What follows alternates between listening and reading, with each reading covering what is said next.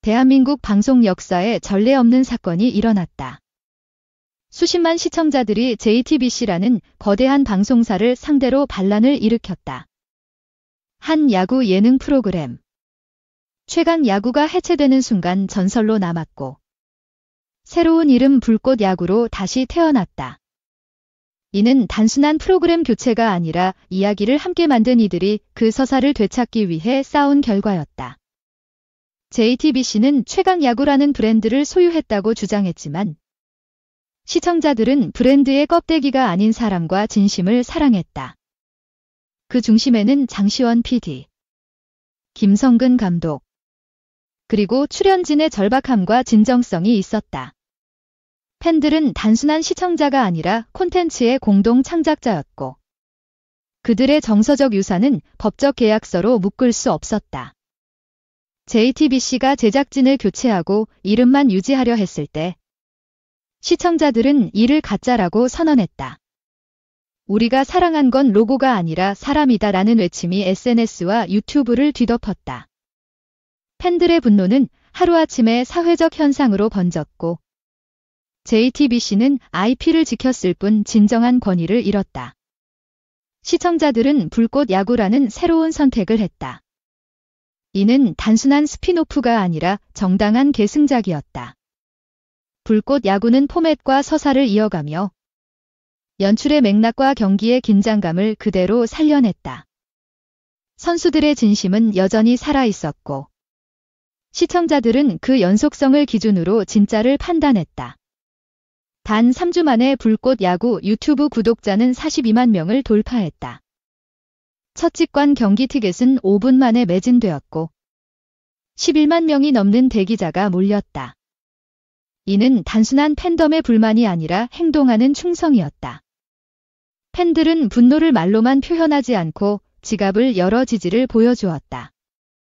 이 사건은 기존 방송 구조가 상상하지 못했던 전환점을 만들었다. JTBC는 브랜드를 유지하면 모든 것이 가능하다고 믿었지만, 시청자들은 창작자의 정신을 선택했다. 방송사가 가진 것은 이름뿐이었고, 창작자는 정서적 연속성이라는 무형의 자산을 가지고 있었다. 콘텐츠 평론가 김윤성은 이를 팬들이 방송사에 맞서 창작자를 선택한 첫사례라고 평가했다. 그는 콘텐츠 시장의 미래는 브랜드가 아닌 팬덤의 신뢰에 달려있다고 강조했다. 놀랍게도 산업 전반이 이에 반응했다. JTBC가 거부한 불꽃 야구를 SBS 플러스가 중계하기로 결정한 것이다. 이는 콘텐츠 권력이 이동하고 있음을 보여주는 상징적 장면이었다. SK텔레콤과 윌슨 같은 대기업도 불꽃 야구의 공식 파트너로 합류했다. JTBC는 제작사 스튜디오 C의 제작비 과다 청구 의혹을 제기했지만, 이는 오히려 역효과를 낳았다. 팬들은 이를 창작자에 대한 공격으로 받아들였고, 더 강한 연대를 구축했다.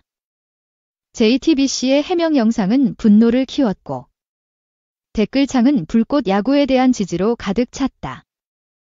우리는 시청자가 아니라 공동 제작자다 라는 팬들의 외침은 콘텐츠 산업의 변화를 상징했다. 이제 콘텐츠는 방송사가 일방적으로 공급하는 것이 아니다. 팬과 창작자가 함께 만드는 관계의 산물이다. 이 관계는 계약서로 규정할 수 없으며 신뢰와 감동으로 이어진다. 불꽃 야구는 반란이 아니라 계승이었다. 이름은 바뀌었지만 정신과 감정은 변하지 않았다. 연출은 장시원, 감독은 김성근, 출연진도 대부분 그대로였다. 화면에 담긴 공기의 결과 감정의 호흡은 최강 야구와 다르지 않았다. 팀의 운명, 선수들의 도전, 관객과의 신뢰가 자연스럽게 이어졌다. 시청자들은 방송사가 바뀌어도 세계관이 끊기지 않았음을 느꼈다. 그래서 불꽃 야구를 정당한 후속작으로 받아들였다. 이는 콘텐츠의 소유가 법적 계약이 아닌 감정의 유산에 의해 결정된다는 증거였다. 브랜드는 로고나 이름이 아니라 기억과 감정의 흔적이다. 불꽃 야구는 그 흔적을 고스란히 간직했다.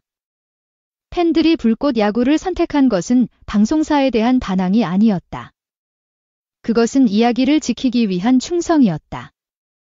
이 충성은 돈이나 법으로 얻을 수 없는 것이다. 장시원 PD와 그의 팀은 그 신뢰를 잃지 않았다. 이는 불꽃 야구가 단순한 새 프로그램이 아닌 진짜 계승작으로 인정받는 이유다. 이 사건은 한국 콘텐츠 산업의 분기점이다. 콘텐츠는 누가 만드는가? 진짜 주인은 누구인가? 팬은 어떤 존재인가? 기존 시스템은 자본이 콘텐츠를 만들고 방송사가 주인이며 팬은 소비자일 뿐이라고 답했다. 하지만 불꽃 야구는 이 전제를 뒤집었다. 장시원 PD와 원년팀은 자본 없이도 콘텐츠를 만들었다. 시청자들은 브랜드를 따르지 않고 창작자를 선택했다. 팬은 수동적 소비자가 아니라 공동 제작자이자 지키는 주체였다. JTBC는 법적 권리를 주장했지만 정서적 권위를 잃었다. 콘텐츠는 법이 아니라 신뢰로 살아간다. 브랜드는 계약서로 소유할 수 있지만 팬의 마음은 계약할 수 없다. 불꽃 야구에는 창작자의 열정과 팬의 충성심이 담겨 있다.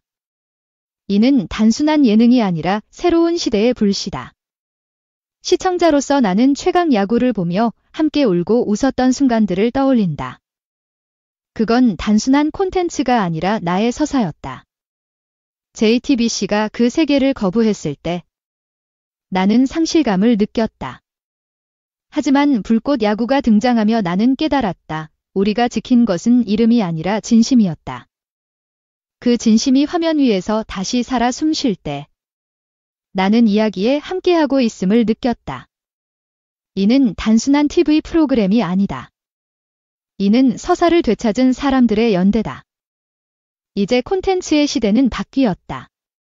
방송사가 아닌 창작자와 팬이 중심이다. 불꽃 야구는 그 새로운 규칙을 증명하는 결정적 증거다.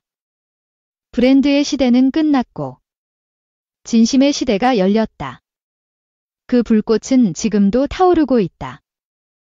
2. 야노시오 블랙하트 추성훈 5월에 만났는데 바빠서 8월에야 다시 만날 수 있을 듯 내 생활. 추성훈 5월에 만났는데 바빠서 8월에야 다시 만날 수 있을 듯. 29일 방송되는 ENA 일요예능 내 아이의 사생활, 이하 내 생활, 지17회에서는 엄마처럼 모델을 꿈꾸는 사랑이의 오디션 도전기가 그려진다. 이날은 특히 아빠 추성훈을 대신해 엄마 야노시호가 스튜디오에 출연. 사랑이의 사생활을 직접 관찰해 관심이 쏠린다. 이날 추성훈을 대신해 처음으로 내 생활 스튜디오를 찾은 야노시호는 추성훈이 바빠서 엄마가 왔다며 MC들과 반갑게 인사한다. 이어 야노시호는 5월에 마지막으로 만났는데 다음에 만나는 건 아마 8월이 될 것이라며 무려 3개월이나 떨어져 있어야 할 만큼 바쁘다고 전에 모두를 놀라게 한다. 또한 추성훈을 이렇게 바쁘게 만드는데 한몫한 유튜브 영상에 대한 비하인드 스토리도 전한다고 해 기대를 모은다. 먼저 지난주에 이어 준수가 다니는 예고의 1일 견학을 간 사랑이의 사생활이 공개된다. 교정 곳곳을 누비며 즐거운 시간을 보내는 두 사람의 모습을 지켜보던 야노시호는 청춘이 부럽다. 진짜 로맨틱하다며 좋아한다. 또한 오빠로서 사랑이를 리드하는 준수를 보며 반할 것 같아라며 마치 청춘 드라마를 보듯 과몰입해 스튜디오 안모두를 폭소케한다. 이어 대망의 사랑이 첫 모델 오디션 도전기가 펼쳐진다. 긴장한 사랑이의 모습에 엄마 야노시호 역시 스튜디오에서 함께 긴장감을 감추지 못한다. 하지만 이내 톱모델다운 눈빛으로 모델로서 사랑이가 고쳐야 할 부분들을 짚는 프로페셔널한 면모도 보여준다. 앞서 선공개 영상을 통해 공개된 것처럼 사랑이는 모델 오디션 중에 눈물을 흘리고 마는데 이를 보던 야노시호도 스튜디오에서 함께 눈물을 흘려 MC들을 놀라게 한다. 과연 야노시호가 딸을 보며 눈물을 흘린 이유는 무엇일지, 또 사랑이가 무사히 오디션을 마칠 수 있을지 궁금해진다.